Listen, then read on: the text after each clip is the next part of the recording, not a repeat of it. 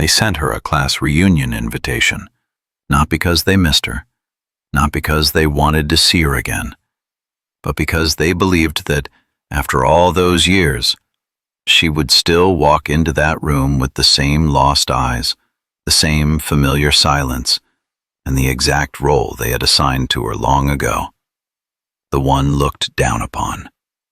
In their memories, she was the girl who always ate lunch alone in the library, the name forgotten in the yearbook photos, the person no one ever thought would become anything remarkable. And that night, under the dazzling lights and self-satisfied laughter, they waited for the moment she would appear, so they could mock her one more time. Back then, in what seemed like an ordinary high school, she existed in a way that very few people noticed. At lunchtime, while the hallways buzzed with laughter and chatter, she chose a quiet corner of the library, opened a book, lowered her head, as if staying silent long enough would make her invisible to every passing gaze. She wasn't like them. She didn't care for meaningless conversations, nor did she chase validation. The only things she carried with her each day were books about aviation and notebooks filled with dense technical symbols far beyond the high school curriculum. But being different in that place, it was always an excuse to be hurt. Her locker was once defaced with cruel words. Laughter erupted behind her back, whispers deliberately loud enough for her to hear. She didn't cry. She didn't fight back. She simply wiped it clean, closed the locker door, and walked away as if nothing had ever happened.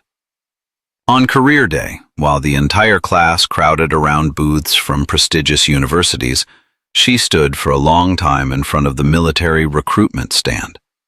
The stern gaze of the officer, the pamphlet handed to her with both hands, and a dream, for the first time, was given a name. Behind her, bursts of laughter rang out. Someone mocked a military salute. Someone shook their head and muttered a sarcastic remark. She didn't turn around, because from that moment on, she understood one thing. Some paths do not require the crowd's permission to begin. And from that day forward, her silence was no longer an act of avoidance, but a quiet promise to herself. 15 years passed, long enough for hairlines, social status, and bank account numbers to change, but not always long enough to change who people truly are. The reunion was held at a luxury resort on the outskirts of the city, a place where warm golden lights washed over marble walls, where crystal glasses clinked with clear, delicate sounds, where everything was designed to make people feel successful. Expensive cars lined up at the entrance, perfectly tailored suits, figure-hugging evening gowns. Politeness is paired with laughter louder than necessary. They walked into that room with the confident strides of people who believed life had chosen their side. At the center of the crowd were faces once very familiar to her. The one who had stood at the podium talking about a bright future, the one who had mocked her dream as a childish joke, the one who had once said, "Some people are born just to stand on the sidelines." Now they raised their glasses, discussing companies, projects, shares, and follower counts. Stories carefully polished, as if each person were trying to convince themselves that they were pleased. In one corner of the room, a large screen began displaying old photos. The music slowed. Laughter erupted at outdated hairstyles, at the ridiculous suits of 18-year-olds. Then that photo appeared. A thin girl, wearing oversized glasses, her eyes looking straight into the camera, as if piercing through this very room from 15 years ago. A brief second of silence. Then laughter burst out. Not joyful laughter, but that familiar sound of condescension. Many people share it at once. "Oh my God, I totally forgot she even existed. Didn't she want to fly helicopters or something? Yeah, such a dreamer." Those words fell lightly, no open hostility, no direct insults.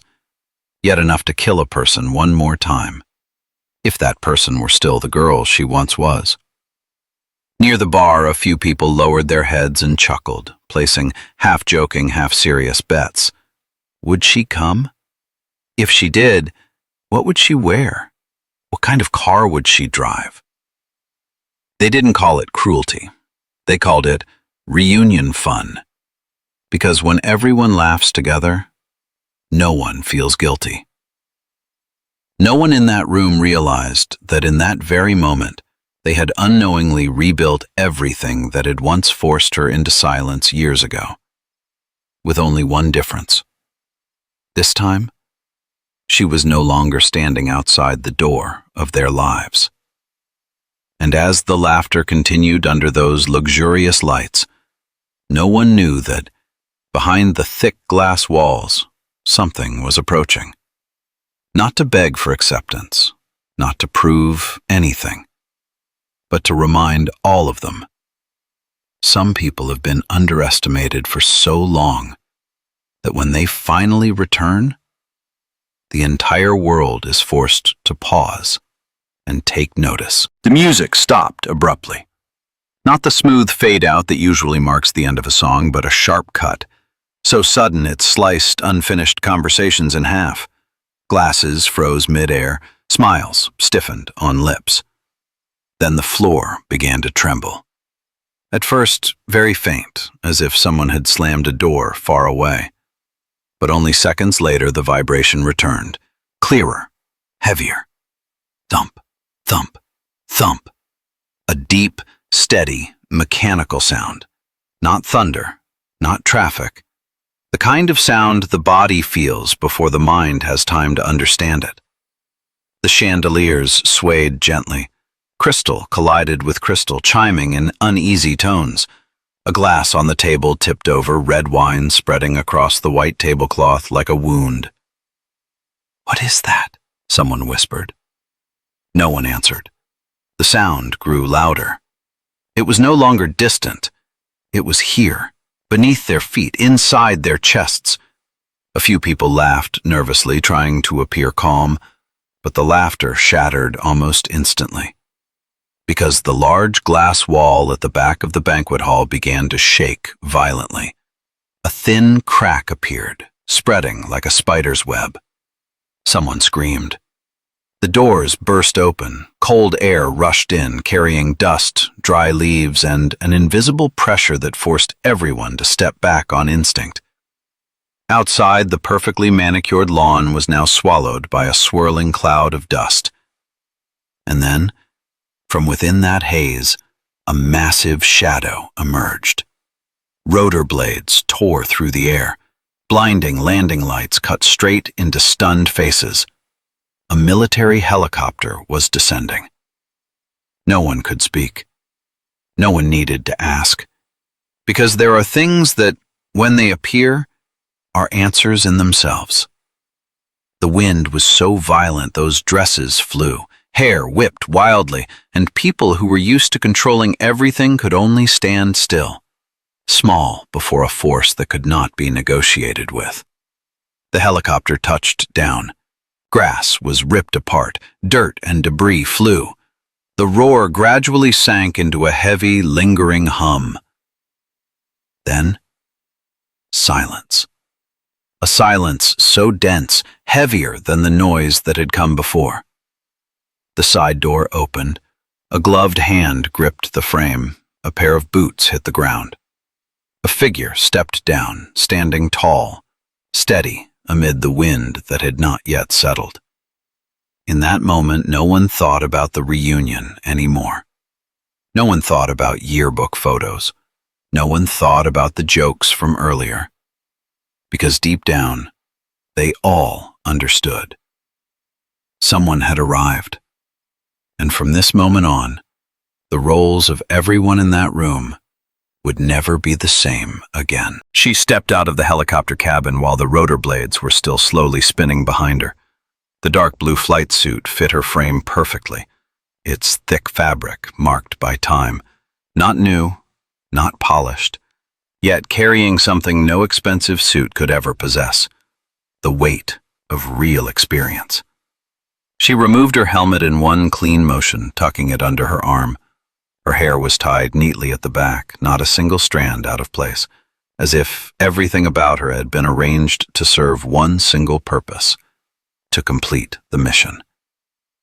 The wind was still strong, the dust had not yet settled, but she stood there, back straight, steady, as if the torn-up lawn beneath her feet were just another familiar ground among the many places she had landed before. She began walking toward the glass doors, each step unhurried, not performative, just slow enough for everyone to see clearly. And then the whispers began to spread. Wait, look at that insignia. That can't be. Is that Rachel Monroe? Phones were pulled out instinctively.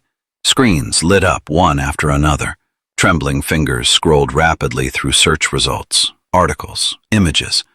A familiar yet distant face appeared in scenes no one in that room had ever experienced. Darkness, smoke, helicopter lights, people being pulled back from the line between life and death. The pieces came together so clearly that no one could deny it anymore. She was no longer the girl in the yearbook photo on the screen, no longer a name to be laughed at, no longer the forgotten one. She was someone who had been to places none of them dared to imagine, someone who had carried responsibility for other people's lives, someone who had remained standing when everything around her collapsed. She entered the banquet hall. The crowd parted automatically. No signals, no directions, just a natural reflex when people realize that what stands before them is not something to be mocked. The chandeliers cast their light down, reflecting off the insignia on her chest. Not dazzling, but enough to silence the entire room. Near the entrance, those who had once waited for her with mocking smiles now stood frozen. No one knew what to say. No one knew where to begin. She stopped in front of them. Her gaze moved across each face, not angry, not contemptuous, just the absolute calm of someone who no longer needs others to define who she is. Then she spoke. Her voice was low, clear, no louder than necessary. You sent me an invitation. A very brief pause, just enough for the room to hold its breath. I received it, and I came. No reproach, no unnecessary drama, just a simple sentence, but in that moment, they all understood. The years they once spent looking down on her had become the very time they now had to confront the emptiness within themselves. The room remained silent, a silence born not of politeness, but of the fact that no one felt confident enough to speak anymore. She turned and walked a few steps deeper into the center of the banquet hall. At that moment, the large screen at the far end of the room continued its looping slideshow, and as a cruel irony of time, the old photo appeared again. The thin, 18-year-old girl, oversized glasses, an expression neither smiling nor sad, just staring straight into the lens as if she had already known she would have to walk a very long road. Alone. Rachel stopped. She looked up at the photo. She did not avoid it. She did not turn away. The entire room turned to look at her, comparing past and present within the same frame. The contrast needed no explanation. It was cruel enough. And fair enough. Just then, a middle-aged man in a military uniform stepped out from behind the crowd. The medals on his chest reflected the light quietly, without show. He stood at attention. No microphone needed. His voice rang out clearly. For those who may not know, he said slowly, the woman standing before you is Major Rachel Monroe, a helicopter pilot in the United States Army. A ripple of murmurs spread through the room but was quickly silenced by his stern gaze. 3 years ago, he continued. She commanded an emergency evacuation mission under heavy enemy fire. She could have withdrawn early, but she stayed. The room seemed to hold its breath. Because if she had left, he paused for a moment, 12 other soldiers would not have made it home. No one moved. She remained in the air for hours until the last person was safely lifted out. He turned and stood at attention.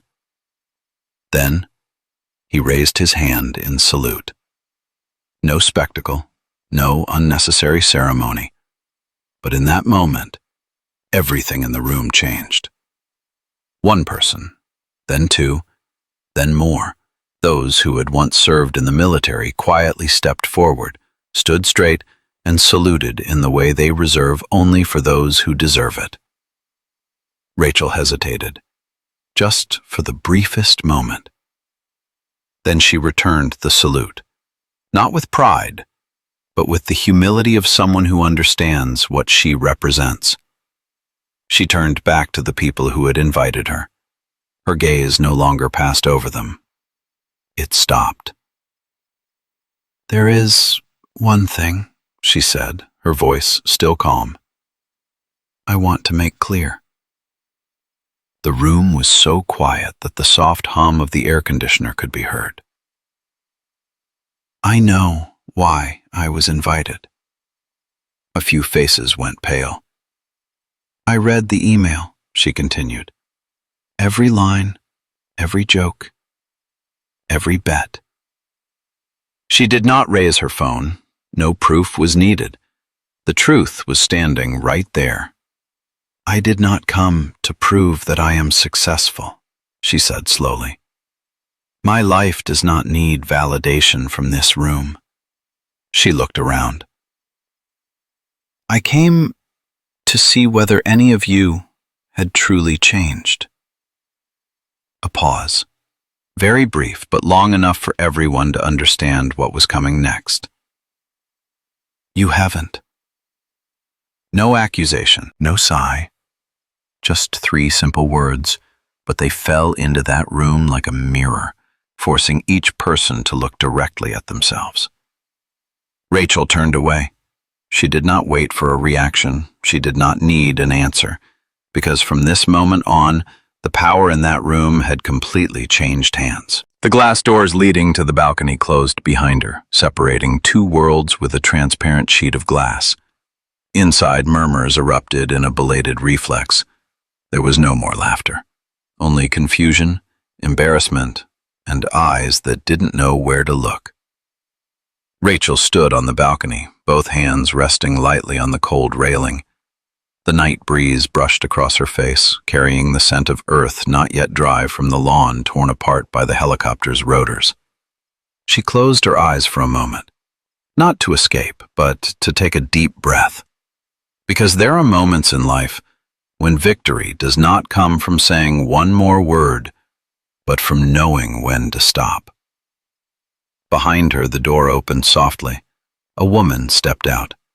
No glamorous dress, no phone in hand, just a familiar face, carrying eyes filled with remorse. "Rachel?" Her voice trembled slightly. "Back then, I saw everything." Rachel opened her eyes and turned around.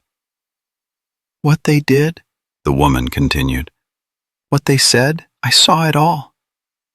But I did nothing." She lowered her head. "And I'm sorry, not to ease my own conscience, but because you deserve to hear it." Rachel looked at her for a long time. Not judgmental, not cold, just a gaze deep enough to understand that this apology had come too late. But it was still necessary. She nodded gently.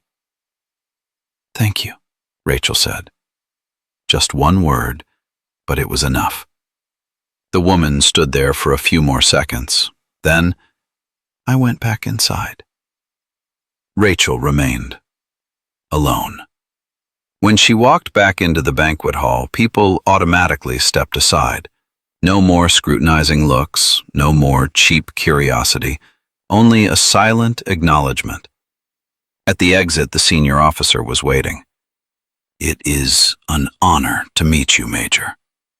Rachel stood at attention and returned the salute. "The honor is mine, sir." Outside, the helicopter was still waiting, its engine humming softly like a patient heartbeat. She stepped aboard without looking back. The door closed. The rotors began to spin faster. The wind rose once more. Those who remained inside the hall could only watch as the helicopter's lights lifted off the ground, slowly rose into the night sky, and disappeared.